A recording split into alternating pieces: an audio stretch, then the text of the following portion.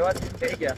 એટલા એક્સાઇટમેન્ટ છે ને અમે લોકો, મજા આવી ગઈ ને. કાલે એક્સરસાઇઝ કરીને 2 મહિના પછી એટલું કે ને કે એમ જે લખેલું તે જ થવાનું છે. હવે એમાં આગ લાગી ગયેલી કાલે રાતના. બરાબર, આપણે સાથે એવા સીન થઈ ગયા કે આપણે જીમ ચાલુ કર્યું.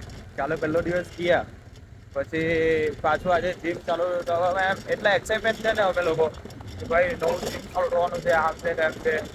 પછી હવે એમાં થયું કેવું કે અમે એક્સાઇટમેન્ટ તો છે જ, પણ હવે 2 મહિના જીમ બનાવ્યું, નવું જીમ ચાલુ કર્યું. એક દિવસ ગયા તો પહેલા દિવસે મતલબ મહિનો એમ કે લાગે જીમના સાધન આવતા.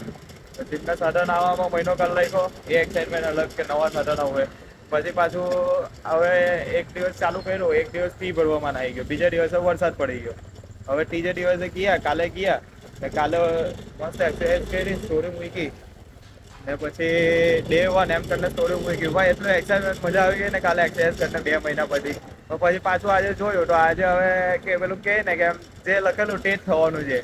હવે ક્યારે પાછું જીમ ચાલુ થાય ખબર નહીં. તો હમણાં કેવું રહેલું છે કે હવે જીમમાં આપણે પેલા જે જીબી ના મીટર આવે તે બળી ગયેલા છે. મતલબ એમાં આગ લાગી ગયેલી કાલે રાતના.